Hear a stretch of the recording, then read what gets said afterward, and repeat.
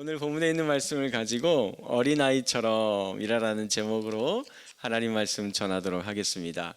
아이들 얼굴 보면 어때요?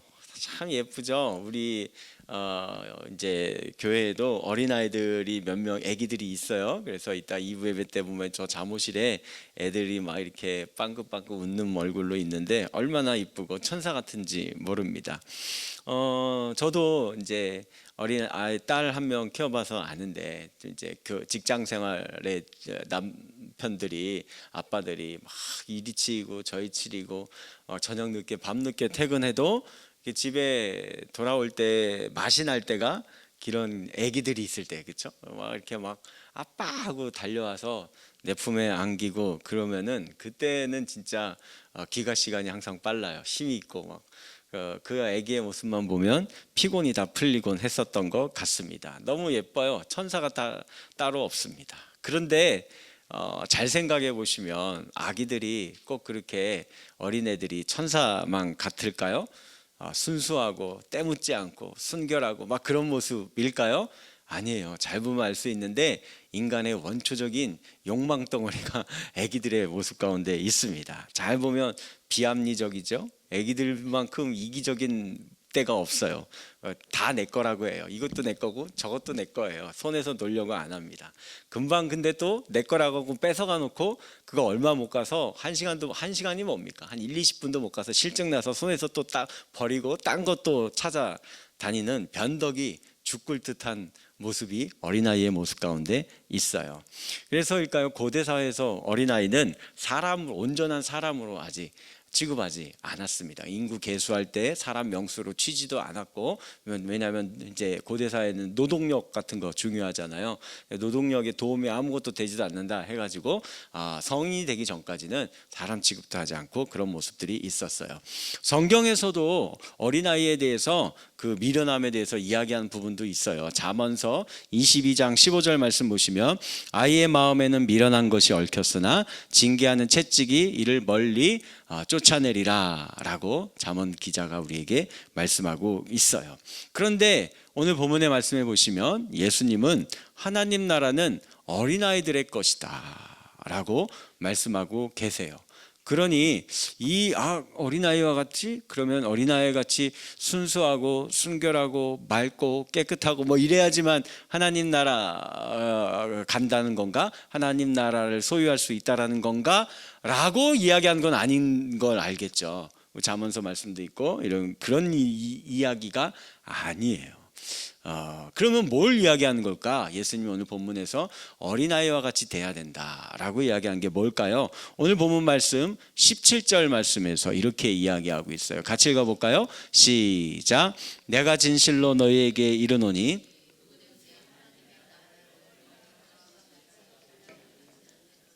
결단코 거기 들어가지 못하리라 하시니라. 전 단계로 다시 말씀 보여주시면 어린아이와 같이 뭐 해야 된다라고 이야기하세요? 받아들이지 않는 자. 요게 핵심이에요. 받아들여야 한다는 거예요. 어린아이가 잘하는 거, 그 사람의 전 세대의 연령대에서 제일 잘하는 거, 요 받아들이는 거. 또 다른 말로 하면 수용성이라고 하죠. 이게 언제 제일 잘하느냐? 아기 때, 어린아이 때. 이걸 제일 잘하는 거예요. 그러니까 하나님 나라는 딴 거 없습니다. 제일 잘 받아들이는 사람, 영접하는 사람, 그가 곧 하나님 나라를 더 많이 상속받게, 더 크게 경험하며 살아갈 수 있다라는 거예요. 어린아이의 특징이 바로 수용하고 받아들여야만 살 수 있는 존재예요.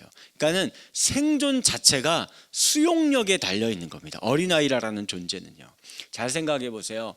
다른 생명체, 동물들은요, 태어나자마자 별로 그렇게 이제 뭐 암컷이나 수컷의 그 도움을 많이 안 받아도 금세 독립해서 잘 삽니다. 그렇죠? 말, 망아지, 송아지, 강아지, 고양이 이런 거 태어나서 뭐 일주일도 안 가서 지들이 막 뛰어다니고 먹을 거 찾으러 다니고 막 이렇게 다 해요. 근데 사람 아기는 어때요? 일주일이면 그렇게 됩니까? 일주일이 뭡니까? 그렇죠? 뭐 1년을 해도 안 되고 1년 사실 뭐 사람의 인생 잘 보면 아시겠지만 다 크고 뭐 30 먹고 40 먹고 50 먹어도 그 부모가 그 자녀 보기에는 여전히 뭐예요? 여전히 애기예요. 여전히 도와줘야 되고, 그죠? 여전히 또 뭐 한다고 하면 사업한다고 하면 돈 내줘야 되고, 결혼한다고 하면 전세자금 대출 받아줘야 되고, 사고 치면 또 부모가 수습해줘야 되고, 여전히 애기 같은 모습을 보이고 있어요. 근데 잘 보면 알다시피 아기는 태어나자마자 젖 물려줘야지만 살 수 있죠. 그리고 맨날 먹고 자고 싸고 한 거 똥기저귀 다 갈아줘야 되죠. 물 먹여줘야 되죠. 걸음마도 시켜줘야 되죠. 말 훈련도 시켜줘야 되죠. 얼마나 많이 이렇게 손이 많이 가는지 몰라요. 사랑을 많이 베풀어 줘야지만 아이는 생존을 할 수 있습니다. 사랑해주면 사랑을 무한으로 받아들여요. 스펀지처럼 다 받아들입니다. 그리고 수동적으로 받는 거를 이 아이들이 가장 잘하는 때라는 거예요. 즉 오늘 예수님이 말씀하시는 것은 수동적으로 받는 것을 잘해야 한다라는 것을 이야기해주고 계시는 거예요. 우리가 뭐 성경의 많은 가르침들 중에서 이제 많이 주어라, 그죠? 베풀어라라는 말씀들 많잖아요. 많이 사랑하라. 사랑도 원수까지도 사랑하고 용서도 7번씩 70번이라도 용서해라. 그쵸? 너한테 있는 거 누가 너 오리를 가져가면 십리도 가지고 막 이런 말씀들 얼마나 많은지 몰라요. 막 다 주라라는 거예요. 그런데 그 말씀들 다 잘 보면은요. 그렇게 주기 전에 뭘 먼저 해야 돼요? 받는 걸 먼저 해야 되는 거예요. 성경은 우리에게 먼저 받으라라고 이야기를 해요. 받은 게 있어야 줄 수 있다라고 이야기를 하는 겁니다. 어린 시절에 부모님의 사랑을 잘 받았어요. 그 사랑으로 큰 아이들은 커서 정서적인 안정감이 있습니다. 그런데 그 부모의 사랑을 경험해 보지 못하였어요. 예를 들면 뭐 어린 나이 때부터 부모님들이 돌아가셨다거나 버림받았거나 아니면은 무관심으로 그냥 내버려 둔 상태에서 아이들이 컸거나 이런 경우에 사랑을 경험해 보지 못하였기 때문에 커서 사람들을 사랑하면서 사는 것에 많은 어려움을 겪게 되는 것을 볼 수 있습니다. 사랑은 머리로 알 수 있는 게 아니에요. 배워서 되는 것이 아니기 때문에 그렇습니다. 제가 이제 예전에 더 젊었을 때 30대 때에 학생부 사역 꽤 수년간 오래 했었어요. 그래서 학부모님들과 이제 종종 상담도 아이들이 이제 문제 일으키기도 하잖아요. 이렇게 해서 막 교회 안 나오기도 하고 때로는 학교도 막 이렇게 안 나가고 빼먹고 막 이렇게 하는 친구들도 있고 막 이렇게 막 못된 친구들이랑 어울려 다니고 막 오토바이 타고 다니고 막 이런 친구들도 있고 막 그랬을 때 부모님들이 막 걱정이 되니까 전도사인 저한테 와가지고 막 이런저런 상담도 하고 그랬던 적이 많이 있습니다. 그때 제가 상담을 해보잖아요.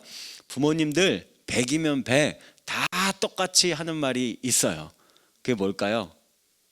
아이고 우리 애가 어릴 때는 진짜 천재였고 똑똑했고 영특했는데 하면서 이제 그 얘기를 하는 거예요. 그리고 또 무슨 이야기 하나 더 할까요? 우리 애가 원래 진짜 착한 애예요. 얘는 정말 거짓말도 할 줄 모르고요. 나쁜 짓이라는 거 한 번도 내가 한 거 본 적이 없는데 그 놈 때문에 그 친구 잘못 만나가지고 근데 저는 알고 있죠.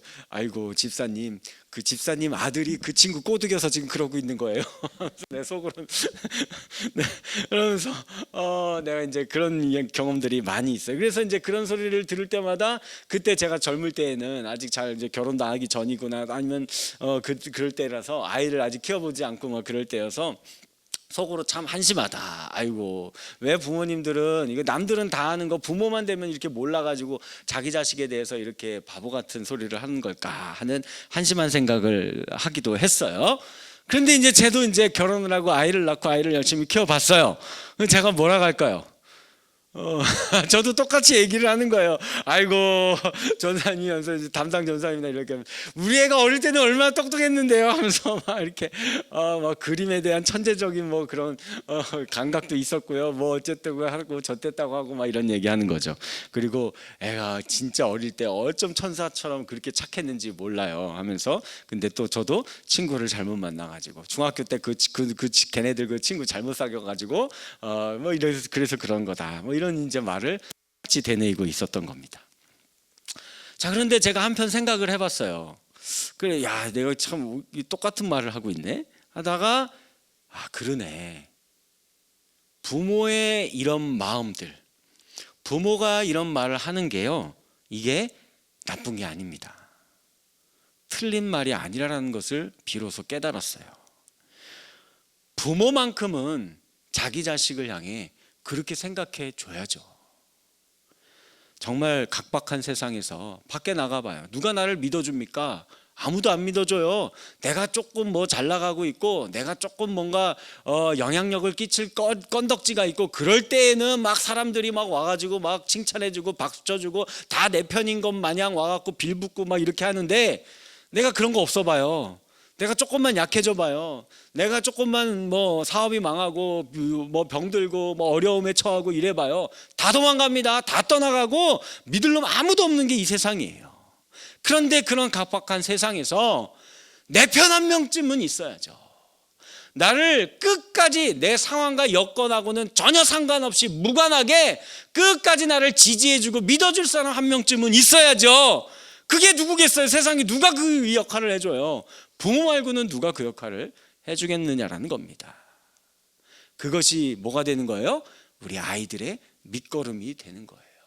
그게 다시 일어설 수 있는 평생의 힘과 자산이 되는 겁니다. 사실 생각해 보시면 우리 하나님이 저와 여러분들에게 그렇게 해주셨잖아요. 우리가 무슨 하나님 앞에 선한 모습이 있어서, 하나님 앞에 내가 당당하게 보여줄 수 있을 만한 공로나 명분이 있어서 우리가 하나님의 자녀가 된 겁니까? 아니에요. 나는 여전히 죄인이었으나 아직 우리가 죄인 되었을 때에 하나님이 끝까지 우리를 믿어주고, 아니야, 너는 내 딸이야, 너는 내 아들이야, 너는 내 거야 하면서 끝까지 우리를 끌어당겨 주셨기 때문에 오늘 저와 여러분들이 이 자리에 있다는 것을 잊지 않으셨으면 좋겠습니다. 예수님께서도 마찬가지예요. 예루살렘을 입성하셨어요. 이제 곧 잡혀가셔서 십자가를 짊어지실 것입니다. 그 전날 밤에 제자들과 함께 뭔가 하나 한 게 있어요. 뭐죠? 최후의 만찬, 식사 마지막으로 제자라고 하는 거예요. 그 만찬을 즐기시기 전에 갑자기 예수님이 나가시더니 허리에 수건을 이렇게 동여매고, 그리고 물동이 하나를 이렇게 들고 오시는 거예요. 그리고 뭘 했어요? 제자들의 발을 한 명씩 한 명씩 씻기시는 겁니다. 그러다가 이제 베드로의 차례가 되었어요. 베드로의 발을 씻기려고 하자 베드로가 뭐라고 했을까요? 아우, 주님, 이게 무슨 짓입니까? 절대로 당신이 제 발을 씻게 내버려 둘 수 없습니다. 이러면 안 돼요 라고 이렇게 정색을 하면서 이야기를 하는 거예요. 그러자 예수님이 뭐라고 하셨을까요? 야, 그래, 이제야 제대로 된 제자놈 하나 건졌네. 앞에 있는 것들은 내가 씻겨주니까 좋다고 발 쑥 내밀고서는 이것들이 매너, 이거 예의도 모르고 말이야. 동방예의지국에서 스승이 제자 발 닦게 그냥 내버려 두고 있고, 너는 예의를 아는 놈이구나, 내가 제대로 잘 가르쳐줬다 라고 그렇게 얘기하셨을까요? 아니에요. 그렇게 얘기 안 했어요. 요한복음 13장 8절 말씀입니다. 우리 같이 한번 읽어볼게요. 시작. 예수께서 대답하시되,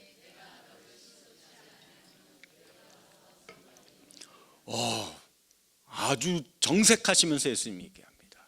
내가 네 발을 씻겨주지 않으면 너는 나하고 아무런 상관없는 사람이 될 거다 라고 이야기를 하는 거예요.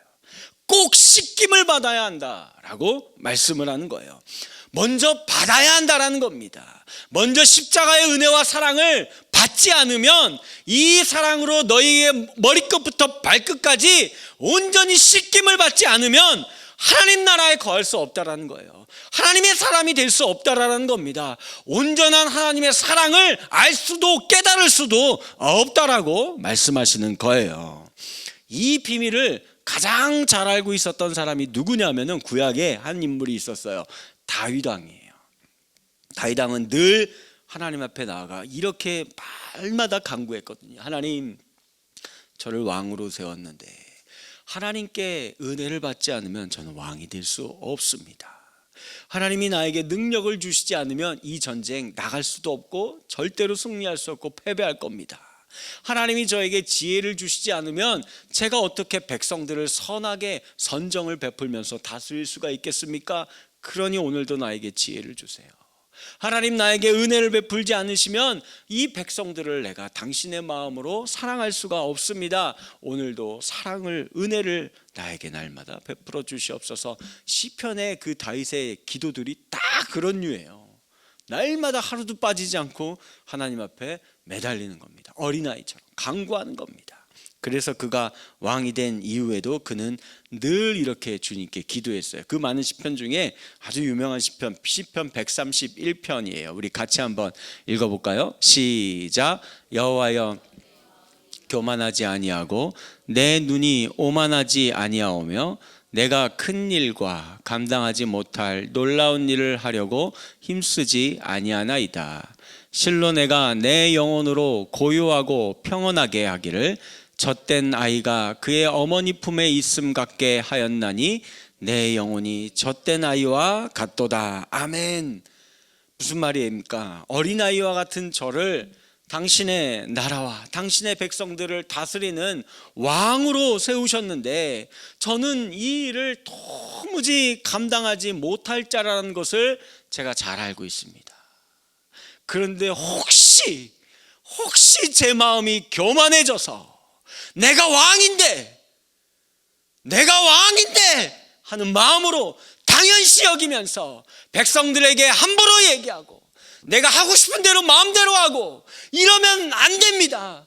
이런 교만하고 오만한 마음 절대로 갖지 않게 하여 주시옵소서.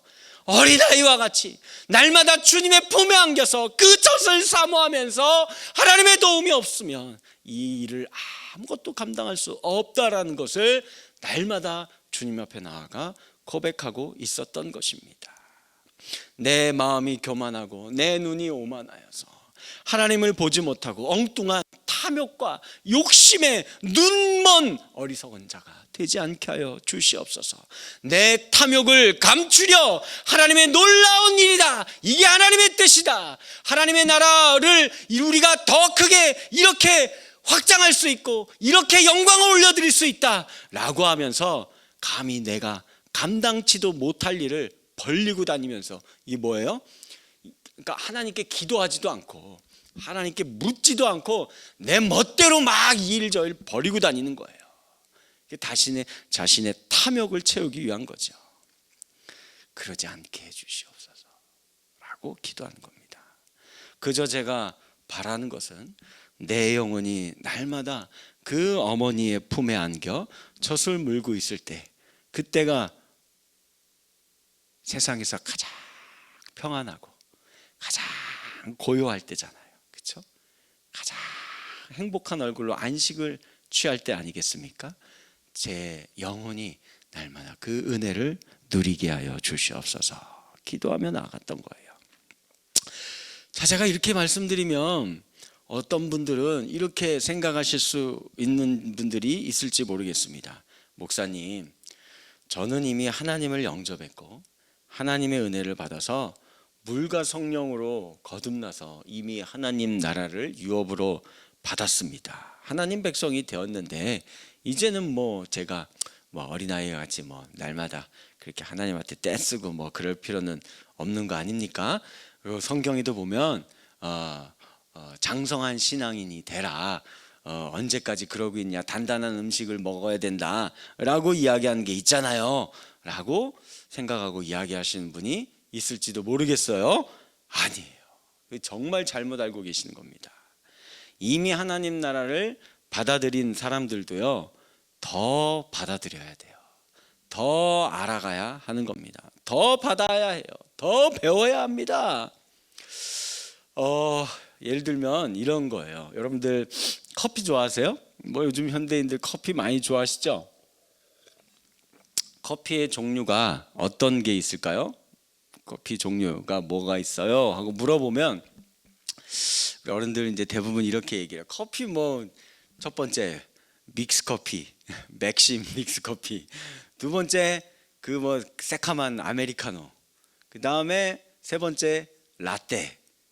아니에요? 이렇게 이 정도 이제 이렇게 한 세 가지 있겠죠라고 이야기를 하는 분들이 많이 있을 것 같아요. 그 외에 이제 뭐 여러 가지 무슨 뭐 마끼아또 뭐 이렇게 카라멜 마끼아또 뭐 이런 거 있고 뭐 이런 여러 가지 있어요. 근데 그러면 생각해 보세요. 정식으로 바리스타가 되는 그 대학교에서 그 학과가 있어요. 바리스타 배우는 학과가 있어요. 그 과정이 짧아야 2년이에요. 2년 과정을 그렇게 수업을 하고 배워야 되거든요. 아니 커피 종류가 3개밖에 안 되는데 뭘 2년씩이나 배워요. 그거 봉지 찍 뜯어갖고 물 타고 그냥 이렇게 휘휘 저으면 끝나는 건데 그걸 2년간이나 배웁니까? 라고 생각이 들 수도 있으시잖아요. 근데 커피가 그런 게 아니기 때문에 그래요. 예를 들면 커피는 이제 원두로 하는 거잖아요. 커피 원두에 따라서 그 종류와 맛이 천차만별로 달라지는 거예요. 브라질 커피 있죠, 인도네시아 자바 있죠, 뭐 코스타리카 있죠, 케냐 있죠, 에티오피아 있죠, 뭐 과테말라 있죠. 뭐 여러 나라마다 커피의 종류가 다 그 나라마다 다르고, 그리고 같은 나라의 원두라 해도요, 어느 지역에서 어느 토양과 어느 수질에서 재배된 뭐 커피콩이냐에 따라서 그 맛이 또 달라지는 것을 볼 수 있습니다. 이걸 이제 갖고 왔어요.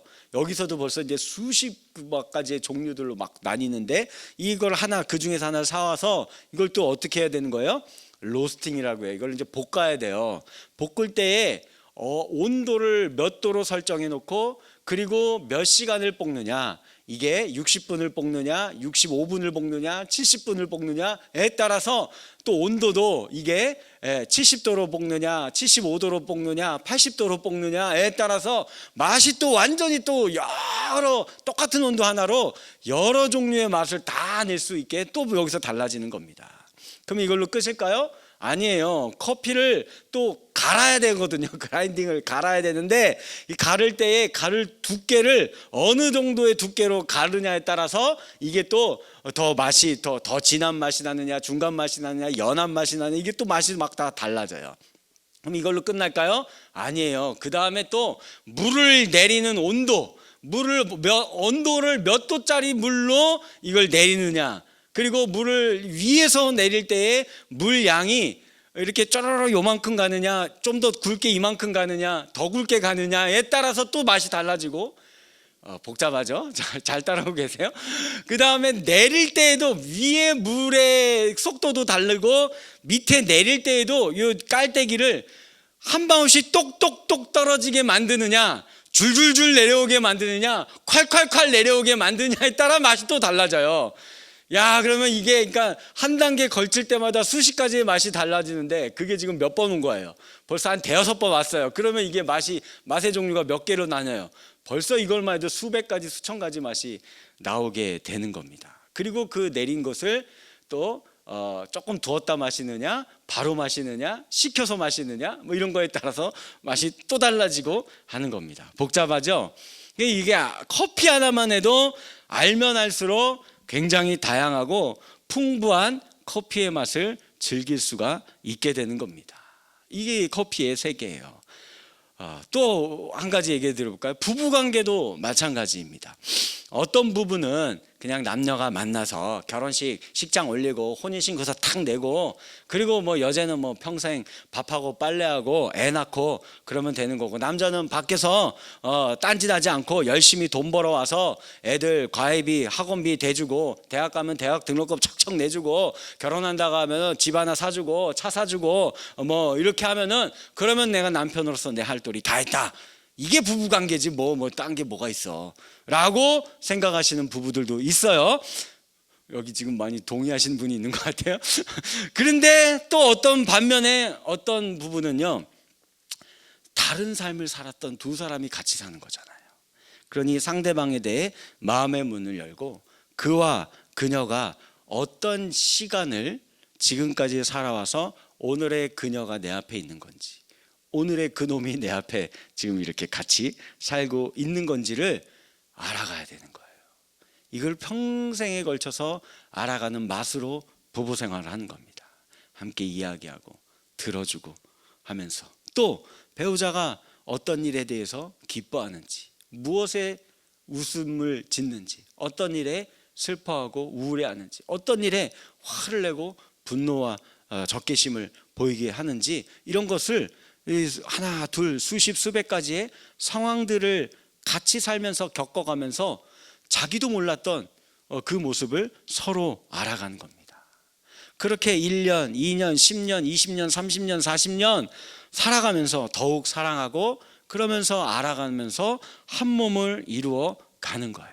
그러니 신혼 초기의 사랑이 다르고요, 5년 차의 사랑이 다르고, 10년 차의 사랑이 다르고, 20년 차, 30년 차 노년 황혼기의 부부관계의 사랑이 이들에게는 다른 겁니다. 근데 겉으로 보기에는요, 이 두 부부가 여기 앉아 있어요. 똑같아 보여요.